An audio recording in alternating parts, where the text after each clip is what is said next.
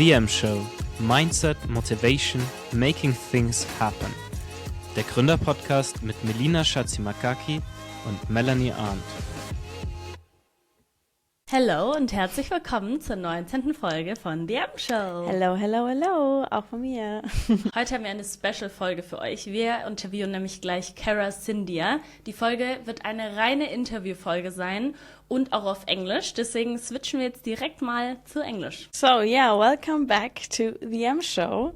This will be a special episode in English because we have Cara Sindir with us today. So we are diving deep into the fascinating world of entrepreneurship, innovation, and the legendary Silicon Valley mindset. We often ask ourselves, why is the US the ultimate global hub for founders? What makes the American approach to business and taking risks so fundamentally different from ours here in Germany? So to answer exactly that, we have a truly phenomenal guest with us today, Cara Sindir. So have fun. Deep Dive. So, Cara Sindir is an American who has successfully bridged the gap between the US and Europe. She started her career as a regulatory lawyer in the United States before coming to Europe and also work for the Robert Bosch Foundation. From there, she built an incredibly impressive career in one of the most high-stakes industries in the world, aerospace and defense. There, she rose to a position of Chief Operating Officer, COO, and today she lives here in Germany, and lucky for us, she also shares her experience as a lecturer right here at our universities, teaching the course Business in the US. So, Cara, it is an absolute honor that we have you with us here today. So, welcome to the M-Show. Well, thank you for having me. I think it's great that you guys have a show like this, that you're, bringing people along on your path, on your journey, and I'm honored to be a guest. Amazing. Great. Great that you're here. So before we start with all our questions, we would like maybe that you introduce yourself in like 2 sentences. Yeah, so I mean, you guys pretty much said it all. So Cara Sindir, I am midpoint in my career. I've had the experience of being an executive both in the US and Europe, and also having worked for large companies, and then right now I'm at a startup here in Munich, which I am loving, by the way, and also having the chance now to be a professor and pass on some of my wisdom to younger people. It's amazing. How did you came across actually to become a lecturer? It's actually something that I always wanted to do. Okay. I loved being a student, and I remember when I was in school that I always thought that the best professors were the ones that actually had real life experience. And as a law student, you have a lot of professors that are adjunct professors that are practicing attorneys. And I thought, I want to do that someday. So now I have the opportunity to do it. You got inspired and then went right to work. That's amazing. So we want to deep dive first maybe in the differences also from the US and Germany, especially now, but also, of course, in terms of the whole corporate or startup world as well. So when you first transitioned into the German business environment, what was the biggest culture shock you experienced in terms of how Germans actually approach new ideas compared to the Americans? I think it's structural. So when I first came here, would have been way back in 2010, I had been told that the system here was more rigid, what we were talking about earlier about, you pick a path and an expertise, and then you become a deep expert in that area, and you stay in that for your entire career. But the actual experience of it was a little bit shocking to me, because as you mentioned, I had been a practicing attorney.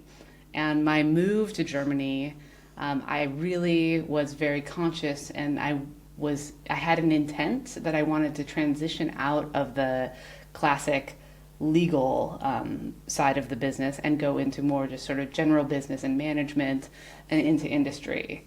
And I found that it was very difficult to explain to people that I had transferable skills, that it wasn't like, you're an engineer, you're a technical person, you stay within your path. You're a lawyer, you can only advise on legal risk and that type of thing. It was like, no, actually there's skills around problem solving, analytical writing, management skills, being a member of a team, and all of these skills go across many, many disciplines.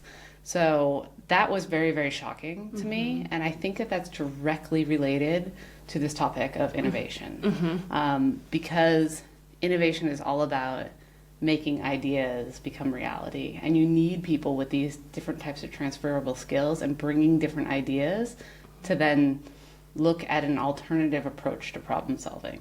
And it's not that Germans don't have those skills and those capabilities, and I do see, and I think that younger people are really starting to embrace that way of thinking, but it's just that there's a structure, even with the education system and the way they hire people into companies, that puts boundaries up for people, and it's harder to overcome.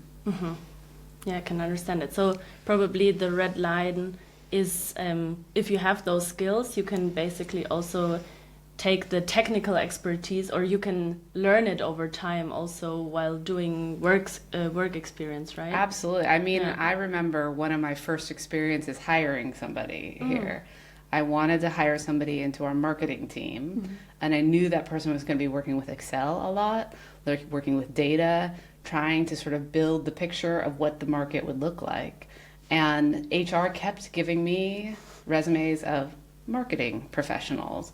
And I said, no, let me look at every resume, because I'm actually looking for somebody that has more of an engineer, mathematical type of background. And that was hard to convince them to allow me to do that. Yeah, so interesting, because I now naturally think, as I worked in different companies, oh, that's interesting. I would also never think about hiring like an engineer for marketing. It was one of the best decisions I made. Yeah, crazy. So interesting. Cool. But it's also, I think, a bit of a new thing now in the German culture, maybe also European. I don't know if it's in every European country like that, but that you change your career paths in between. Like maybe you stay a few years there, here. But I think we learned that now also from being maybe young entrepreneurs, that everyone has to do a deep dive in every field. So I think it's always important to not be only specialized in one field. I think it's changing here. Yeah. Like now with my teaching experience, I see that young people are really wanting to try different things and realizing that different skill sets make them a fuller person in terms of their professional life. But I think there's still a structural barrier. And unless those structural barriers come down, it's going to be harder for people here to do. That's true. Also in consulting, if you need to stay many years until you're, I don't know how you call that, a partner like or something. I think this is also keeping the people inside of this one business and in this one sector, because they want to scale up in there. I think that's the system here. Yeah, career ladder. But maybe when, as I talked a bit about startup, you lived now and worked in both countries. So if you had to build the perfect startup founder, which German trait and which American trait would you give them? This is a fun question. Probably not exactly the things that you would imagine. Not the, the guy that can stand up there and be super charismatic and pitch the idea.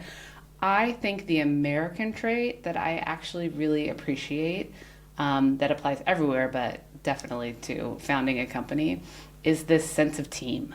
And in the U.S., I mean, you get it here too, but in particular in the U.S., there is a huge emphasis from the time you're a young child in school, playing sports, to learn to be a good team member, and to learn that you rise and fall together as a team. And so whenever I'm working in the U.S., I do feel like that team cohesiveness is stronger there. And also as a manager, it's more like an essential leadership skill that you have to have. And if you're not good at cultivating team, then you're probably not going to make it in the U.S. So I think that sense of team.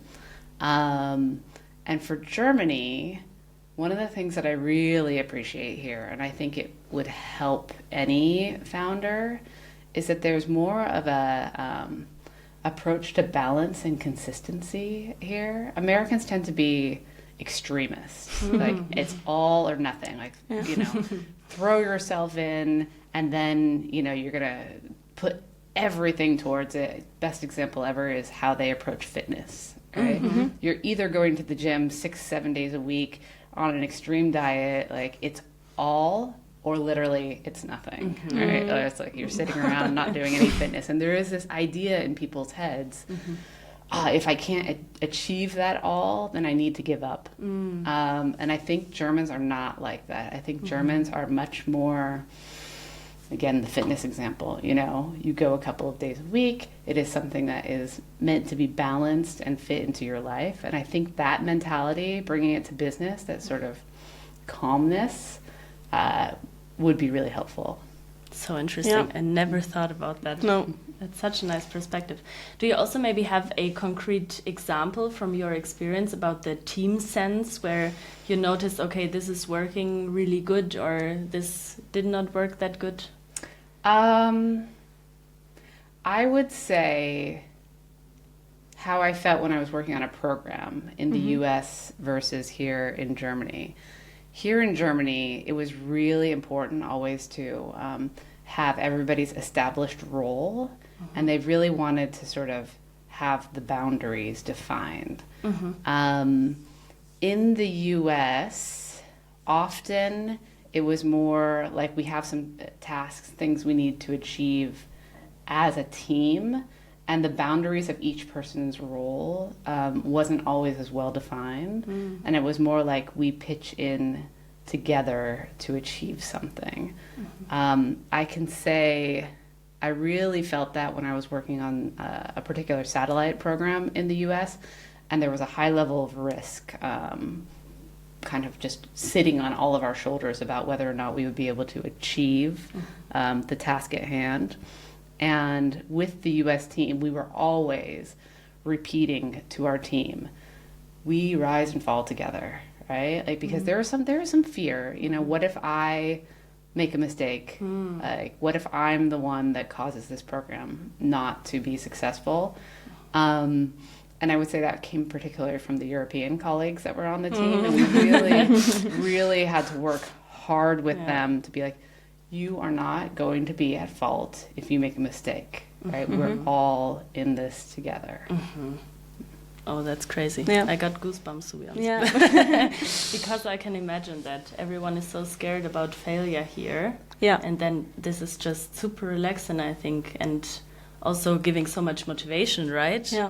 Yeah, I think creating that environment where people aren't scared and where they feel comfortable to push themselves, right? Because if you're feeling nervous and you're not in an environment where you feel safe and comfortable, you're going to pull yourself back. But if you're in an environment where you're safe and you know that your managers and the people around you are going to lift you up and help you through the problems, then you're going to push yourself much more. I think so too. Also to be allowed to ask questions, others for help, for example. I worked also in a very small company, and I'm a very open and also team-oriented worker, and I loved it to just go and I don't know how to do this, or could you help me with this or that? And I think that's making also a more comfortable space to open up and work together on something. Yeah. By the way, the small startup that I work at here in Europe, it's very much that environment, right? It's also, I think, people who left bigger companies or who are younger and just out of their studies, and there's a very conscious will to make the environment like that. So it isn't necessarily it's like this in the US and it's like this in Germany or Europe. It's more complicated than that, but I do think there are tendencies when we go back to the structural discussions. And when you look at big companies, they often they become very bound by their structures and their bureaucracy. So. Yeah. Okay. Maybe last question to the a special difference between European or Germany and the US. So we talked also in class in business in the US a lot about stereotypes, right? And what is maybe the number one myth your German students have about the American corporate or startup world, which is absolutely not true or maybe also true? I think maybe people over here look at Silicon Valley and they look at the US and they think that everybody gets rich really fast. Yeah, I think so. Certainly, I do think there are less structural barriers to getting loans, to starting a company, those types of things that help the situation. But the reality is that most people don't get rich. You're hearing about the success stories probably more than you're hearing about the failures. Maybe there's also less concern about the failures. We talked about that also in class, where oftentimes it's a positive to have a failure or two behind you, because it shows that actually you've had the experience and you're not going at this the first time. So if you've had the experience in something, then you know where the pitfalls are and what you can avoid. But no, everybody in Silicon Valley does not get super rich. They don't sell their companies after a year for millions of dollars, and they're not able to then retire to a beach in Costa Rica or such. I think there's actually a lot of hustling going on, and there's a lot of big dreams that don't necessarily get achieved in the way people think they will. And what I will add to that, though, is I'll bet you if they look back at that period, they still wouldn't regret what they did, because it's not so much about necessarily that end goal, but it's about the journey, right? Yeah. And it's about having fun along the way and enjoying the path of trying to make something new. I think that's also what is about founding, also what we want. It's the journey. It's not always the end goal. Of course, you have goals you want to achieve, but it's always this path, having fun and enjoying the work you do and creating something new. And I also think you probably sometimes, if you do have a big idea that does become successful, it's not necessarily what you thought it would be at the beginning of the journey. I think as well. But about maybe also the failing part, because I think there is this term "fail fast" in America. So people, trying to get things done, to move very quickly, and if you fail, okay, nice, you have a lessons learned, and then you'll go on. Do you think this is something we in Europe or Germany also have to adapt? I do think so. I think. And it's hard to say just fail, right? Because there are people's money that's at stake, and nobody wants you to just throw their money down the drain. It's more about a mentality. It's more about a mentality of, if you have an idea and you really think it's going to be something, you need to act on it, right? You can spend a lot of time testing all the variables, talking to everybody, getting all the advice in the world to make sure that it's successful. But in that amount of time, you may have missed your window, because a lot of success in business is really about timing. It's about, is the market there? Are you an early entrant to market? And I think often the European companies are not the early entrants. They usually come in a little bit later, after the ideas have already been tested, and they see some success, so there's less risk.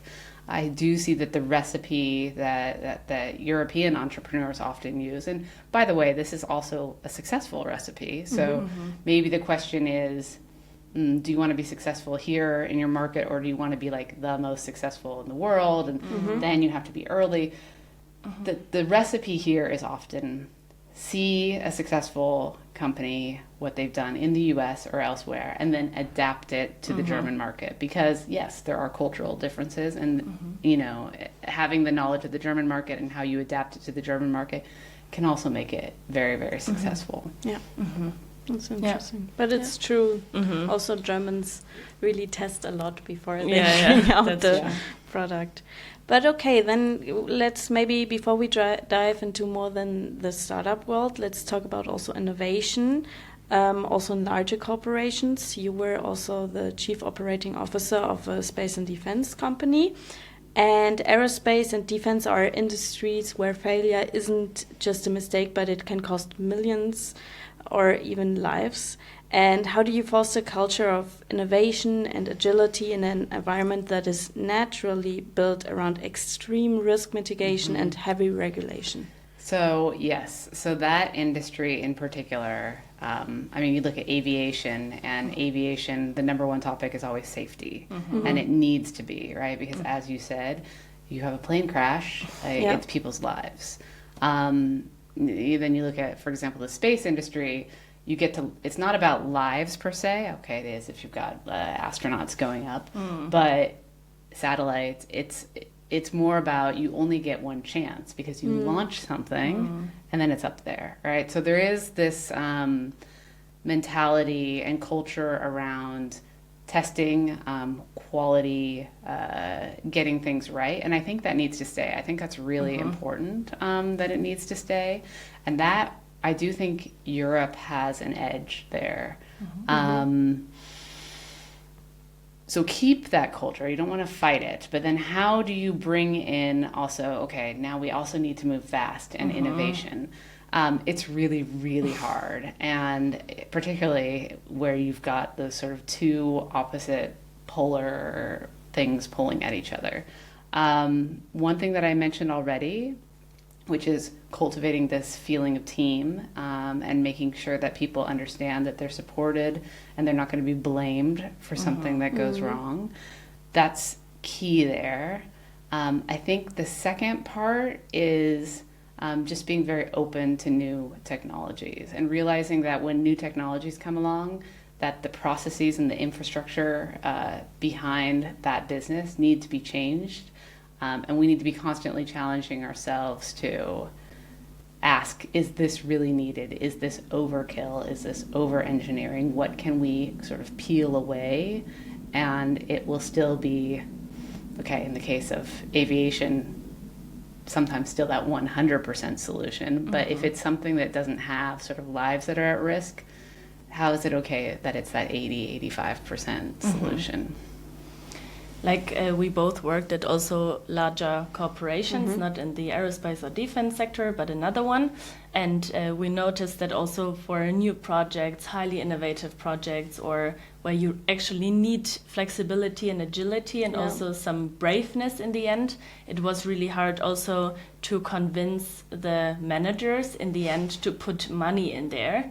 So how is it going, especially in maybe a even more riskier industry, and how did you maybe also as a high level C-level manager handle those situations? I think with executives and managers, in order to convince them to sort of take on the investment behind a new innovation, you have to really show them the strategic long-term picture for it, because there's a lot money that needs to be spent for everything all over the place, and a lot of decisions need to be made.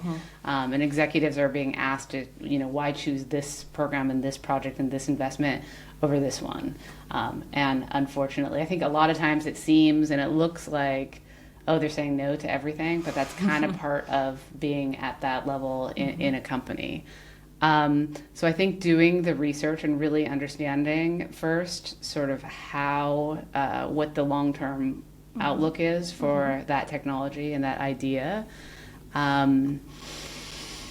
And then maybe just being persistent, because sometimes an idea might not land the first time, but as you keep gathering more data, and if you really believe in something, don't feel disheartened just because one person doesn't see your vision. Keep, even if that person is the person that you need to convince, don't give up on one try. Yeah, that's a good advice. I think you have to be like that in life, probably in a lot of sectors, right? You have seen the European side and so also the American side of a large aerospace and defense company. And did you notice a difference in how the American teams approach problem solving and also entrepreneurship now maybe within the corporation compared to the European colleagues? Americans can be very pushy, right? Around problem solving and stuff. If they think that they have the solution, they really, push those ideas. Europeans can be a little bit more reserved in that. I think this goes back to something we talked about in class again, which was basically that there is a decision-making process in North America that really values people of all levels, speaking up. And because of that, I think that maybe there's more and more of these sort of ideas, these innovative ideas can bubble up from all levels in a company. It doesn't mean that they're adopted, and it doesn't mean that at the end there isn't the same sort of hierarchical decision that is made. But I think more of the ideas just come out in that way. And here in Europe, I do think it is often very, very hierarchical in big companies. I even sort of witnessed and experienced that managers would be upset if they saw that their employees, somehow went around them, even if it happened in like a casual environment. Like if you were at a workshop or a convention and you happened to have a conversation with a higher up, like while you were having a coffee, sometimes managers felt threatened by that, that they weren't able to sort of control the flow of information up and down within the organization. And I think that type of approach is going to naturally suppress innovation because you have too many filters, right? And you have to make it through each level filter before the idea comes up to the top. Yeah, that's the thing.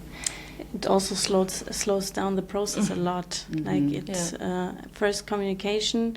Maybe the filter, doesn't get the whole information to the top, and also it slows down. And I think that's also very difficult here because, even if then one point in this ladder doesn't think it's a good idea, it's not going on. So it couldn't, even if the top would think it is. So I will say though, I do see that executives of big companies, they're aware that this happens, and they don't love it. Like they often wish that the ideas and the information could get to them, and it didn't have to go through these levels of filters. They see the value in, I guess, a more democratic approach to ideas. And I do see that companies here are often trying to set up the legal structure of the company in a way that there is an ability, by creating like a daughter subsidiary or such, where they have actually delegated certain levels of decision making, and they want to make sure that they are creating innovation centers within the larger company. For different topics, right? Okay, interesting. Great. So maybe let's talk about the US as the absolute powerhouse for entrepreneurship, because everyone points to Silicon Valley. And so in your opinion, is the Silicon Valley magic mainly about access to insane amounts of venture capital, or is it fundamentally a different state of mind that we struggle to replicate here in Europe? It's probably a little bit of both. I think it didn't start out with being, all about the money and access to investors. That had to evolve and turn into what it is today. Certainly now, I think you do have more access, and there are a lot more individuals who are out there who, they have their own success, and then they go into venture capitalism. They're wanting to reinvest the money that they made in their business, and there's a lot of that just flowing around. It goes up and down, though, right? It's not consistently like there's just money available everywhere. It's not like that at all. And there are times where one industry has a lot of positive attention on it, and they're getting a lot of investment, and then it all dries up. So it's not super straightforward. I think that there was something a little bit magic about California and that San Francisco area at the time that all of this, that it started to develop as Silicon Valley. I mean, and how do you replicate that? I don't think you can. Like, I think it's artificial to try to replicate it, but maybe there are, cities around Europe where it's sort of naturally being replicated. It was a place at that time that just drew creativity and creative people. They've got the universities there where people are coming from all over the world. I do think that there was just also a reputation about California that if you, wanted to sort of be that cool young person who was, not following the corporate structure and the 9-to-5, like at that time, like that was an area that people moved to. You certainly had other places in the U.S. like New York or Washington, D.C., where you had very high achievers moving there and going into the banking industries and politics and such. And they're different profiles. Totally. You know, those people that wanted to become the banker or the lawyer probably weren't the ones that were going to be happy to spend years working out of their garage, you know. Probably not, no. So I think there was something magic about California. So it is actually about the people, and then probably also the network, right? The whole, the grind, like working together. I know this person, maybe I can connect you to this. And I think you can't underestimate that. You don't have to be part of that world. Like you can, I think, find your way into it. But it's super important. I mean, the world runs on people and relationships, and I think the farther you get into your career, you realize even more how important it is. So absolutely. Maybe also a question about the whole investors' money and so on, because I heard in some podcasts that even German startups, maybe also in the space industry, have an easier game, like to convince American investors, although it's a European German startup, rather than German investors. Are American investors more like brave to also invest in super risky ideas? Or I think definitely. Definitely. At first I was thinking you were going, are the American investors more interested in the German business? I'm not sure about that. Maybe to some degree, depending upon what industry it is. There is certainly an American view of premium engineering and the quality of products coming out of Germany, so there's an edge there. But now, no, your question was actually about the investors and their ability to take on risk. Certainly here in Germany, and it's not necessarily the same everywhere in Europe, but Germany is on the far spectrum of risk averse. And that would go also for investors. They really want to see a very, very strong business plan that has some surety of returns on their investments. In the U.S., I think a lot of times the investors are actually looking for the unicorn. They're looking for they're knowing, okay, I'm going to invest in these 10 companies, and then maybe one of them will be the one that sort of wins out. And then if I have that one that is a success, it will compensate for the ones that didn't make it. It's just a different approach. Interesting. So Unicorn is a startup which is valued over $1 billion, I don't actually know. I don't know the stats on that. I think so. I think that's right. So interesting. Okay. So when you also maybe look at that infrastructure you already mentioned, like from universities, incubators like Stanford and so on, to the mentality of the mentors and the VCs, what is the US maybe also doing structurally right that makes it so much easier for young innovators to get their businesses actually off the ground? Because I think a lot of people have ideas, but to start it, it's also a different It's really hard here in Germany. Like, I have to give you guys kudos and respect.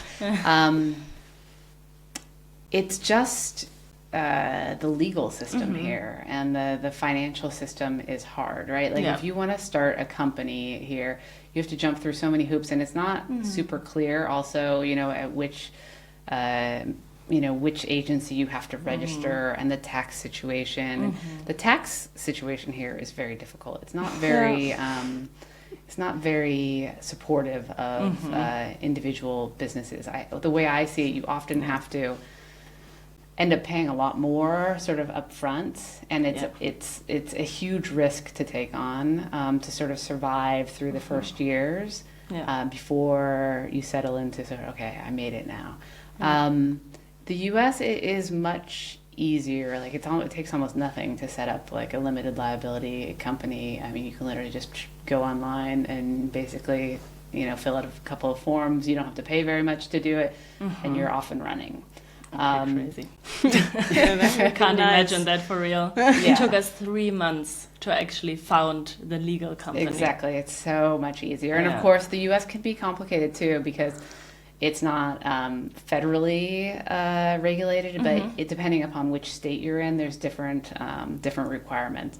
But still, they tend to keep it pretty simple. It's much easier to also open bank accounts, and also maybe this was a factor in it. But as an immigrant into the U.S., it is easier to arrive in the U.S. and basically get all the sort of bank accounts and stuff set up that you need to have a business. Here, if you're an immigrant, you have an additional layer that makes it even harder. And that's really important to mention, because immigration is so key to entrepreneurial success. And you look at, I think, almost any country around the world, and you're going to see that it's not just, people from that country that are behind the big successful innovation engines, but it's really people coming from different places and having different ideas, and oftentimes bringing that idea that they had from their home country into another country and saying, hey, we do it this way. This might be something you want to think about too. Super helpful to adapt. It's very interesting. Coming also to failure, because this is also seen in Germany differently than in the US, probably, because in Germany, if you found a startup and it failed, it is most seen as a down on your resume. But Melli told me what's very interesting, that you said also in your class that in the US, a failed startup is a sign that you were able to learn something, and that entrepreneurs who failed once are more trustworthy, also to investors. And how much does this difference impact to willingness, actually, of young Americans to start a company? Oh, I think it's a huge impact, right? They know that there's not that high of a risk. First off, it's super easy to start, like I said, and then they know, hey, even if I, do this for a couple of years, I give it my all, and it doesn't go anywhere, it will only be a positive on my resume and wherever I go next. The people will be super curious about, what was I trying to do? Why did it fail? What did I learn from that? What will I do next? And I think about it as, somebody who's further along in my career, and I would almost always rather have somebody who has a couple of failures behind them on my team. Like, if I got somebody who really had only ever achieved success, first off, I'd be very suspicious. How is that even possible? Because, that's not the way the world works. You don't just magically succeed at everything you do. So I would think, okay, maybe they're not being totally authentic with me and telling the truth. And then second, I would think, well, if they do have their first experience of challenge, how are they going to react? Are they going to crumble under the pressure? What type of resilience and grit do they have within them to persevere through hard things? Especially if it was a role where I knew that there were hard things coming, which is often the case. So, I think failure, and maybe it's how you frame it, right? Like, it's not necessarily a failure if you don't just achieve the initial goal that you set out to achieve. There's all kinds of ways that you could frame that as a success as well. Yeah, that's nicely said. Is it common also for American startup founders that if they know, okay, this kind of thing doesn't work out, product or service, then they pivot? Because we talked a lot about pivoting, that also if something doesn't work out, you can always change it around. Yeah. So is it common also in America that they do that? Yes. I mean, this is something that I'm constantly reminding people of, and not just in the business world, but also as I counsel friends through decision making and such. You need to always remember that no decision needs to be permanent. Right? Like, it's important to make the decision, and I think a lot of people have decision paralysis. It's important to make the decision, and then if you need to, as you say, pivot at a point where you have more data and you say, hey, this isn't working out. So interesting. Also maybe about the skill set an entrepreneur also maybe brings with him or her. Like, if you say, okay, there's a startup founder, okay, he failed or whatever, did an exit, now he's applying to a job. at your company. What is like the skill set an entrepreneur has you value also as a manager? Or I mean, there's two very, very obvious ones, right? The first one is just hard work. Yeah, okay. Right? Like everybody knows if you're starting something yourself, there's a lot of hard work that goes into that. And I think I can't say enough about how much, as a manager, I appreciate having team members who have the stamina to put in some hard work and then the other part, like not feel intimidated by it. And maybe sort of pivot to that one, I think the idea of bravery and the initiative and ability to go after things, that is also something that I would value in any employee. Okay. Yeah, that's something you can definitely learn, I think, during the journey. And also, of course, we noticed, and that's probably also a stereotype, what you see in films, movies, whatever, that American founders are often like great at thinking big from day one and also pitching it, like maybe even a global revolution, doing something super innovative. And how can we teach maybe also German students to adopt that a little bit more, like the American sales confidence, but without being inauthentic in the end? I think this might go back to one of your other questions that you asked me about one of the biggest myths. So first off, you guys here, you see the big successes, you know, the people that make it into the spotlight are the ones that have that massive charisma and that ability to pitch. You don't see them necessarily at the beginning of their path when maybe they weren't that good. I think it is a learned skill that really just takes a lot of practice to get that level of confidence. Maybe Americans have an advantage in that we start it earlier in our school system. We are required to do a lot of presentations. I mean, even my kids, as like 4 and 5-year-olds in their martial arts program, as part of their belt testing, they had to do the skills testing, but they also had to get up and give little speeches about, like, they were given an assignment every time about, okay, what does, you know, this particular skill set mean to you? And as a 4-year-old and a 5-year-old, they had to get up in front of all the parents, hold up their little board, and give a little talk, right? And they did that on purpose because they were teaching these kids to build confidence, and that, you know, they believed that this was just as important as all of the physical or academic skills. So we do really push that in the U.S. It's hard for everyone. I don't think that anyone starts out on a journey of, you know, the first time they get up to give a speech in front of a crowd that they just feel comfortable. So maybe for Germans and students here who haven't had quite as much exposure to that and they feel that they're just coming into it now, I think, you know, don't psych yourself out and think, oh, I'm just horrible at this. Like, this makes me so uncomfortable. Realize that it takes practice and actually putting yourself in those uncomfortable moments. That's what will get you out of that feeling, just doing it over and over again.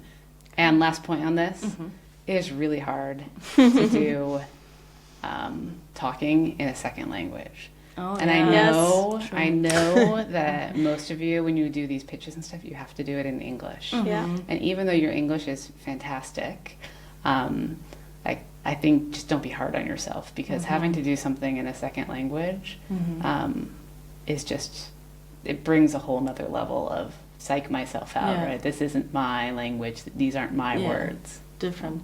Yeah, even when we started here with the masters, doing the first presentations in English. Now, to be honest, also this podcast, usually we do it in German. Now we were like, okay, let's do it in English now. You guys are doing great. Thank you. But I think here also we do a lot of presentations. It helped a lot, because before we always practice, I think, a lot more. Now we have 3 presentations this week. Okay, let's go. And then we just talk. It helps a lot to just practice. That's true. You say that before when we were younger. I think in bachelors they always said, "Yeah, you need to practice," and we said, "No, it's fine." But now I notice it's super help. awkward to practice that type of. Yeah. They're like, go stand in front of a mirror. Yes, exactly. Super awkward. I've done it a few times, and every time I do, I'm like, but it does help. Actually. It does help, and it help. does help to present a lot. I think too. So maybe having a wrap up. Question. So imagine a young student, for example, Melli, from your business in the US class, comes up to you and says, then, I have a great idea and I want to build a startup that can compete internationally. What is the one crucial piece of advice, the ultimate American business skill you would tell them to master immediately? So I think keep that optimism, right? Because you're going to go around and the more you say that to different people, the more people you're going to have kind of try to like kill your idea and kill your spirit. So the first thing I would say is, if you want to do something, go for it, right? Like, and especially when you're young, you have nothing holding you back from trying. The worst thing that can happen is that it doesn't work out the way you think. And even then, it won't have been wasted time. So that, I guess, that American optimism, right? Like, go for it, be brave, and yes, you do want to surround yourself with people who can help you along in the journey and have wisdom and advice to help counsel you, but don't let that cloud your own decision making, because if I look back on my life and I look at the decisions I made, oftentimes the decisions that were the best decisions were the ones that everybody was telling me not to do. Okay, interesting. Yeah.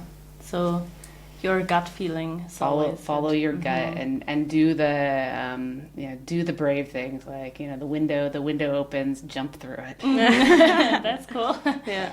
Okay. Do you want to add anything? Do you have something on your heart you want to tell? Yeah, no, I mean, I this is a conversation that I love having. I do see, we often do these comparisons between countries. This is how it is in the US, this is how it is in Germany, or even more, this is how it is in Europe, which you can't say Europe is one big conglomerate.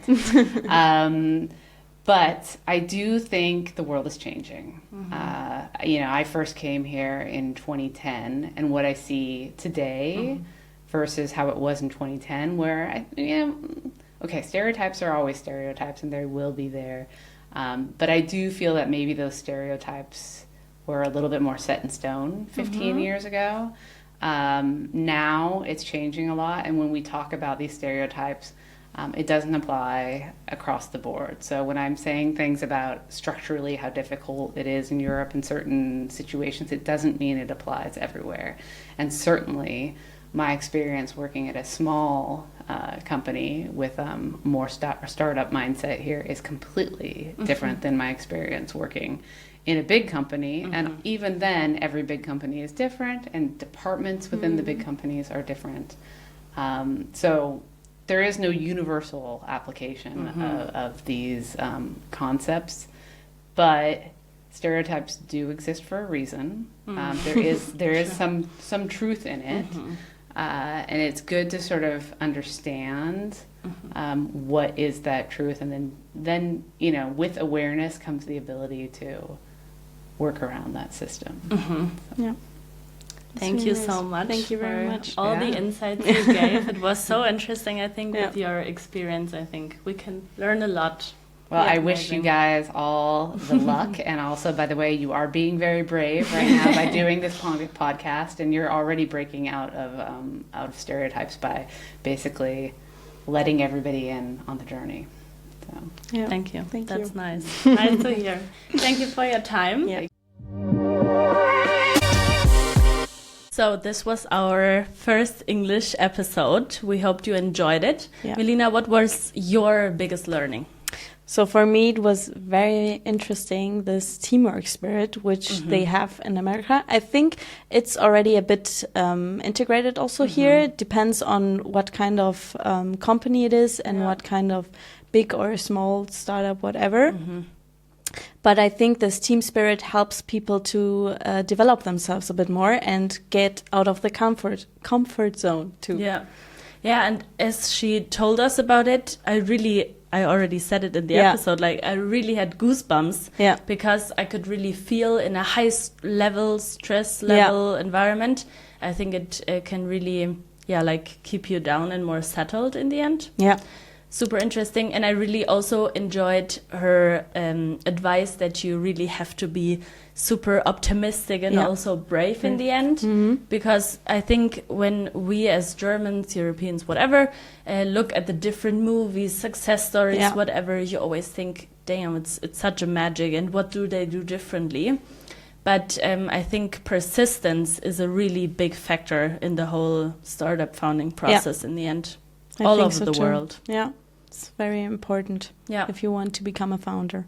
So, of course, you listeners, you can also give us feedback and like tell us your biggest learning from this episode, because I think it was a really interesting one. I think so too.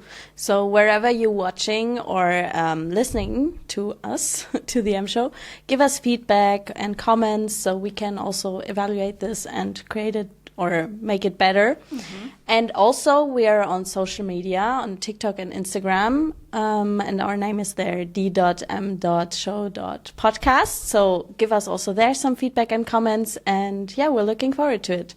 Also, thank you to Munich Business School that we could also use this podcast studio again, but also having such nice lecturers and professors such as Cara Sindir. We really enjoy that practical insight. And Melina, I really enjoyed it today with you. In English. Yes. And so I'm looking forward to next week. Yes, see you next week. Bye. Bye-bye.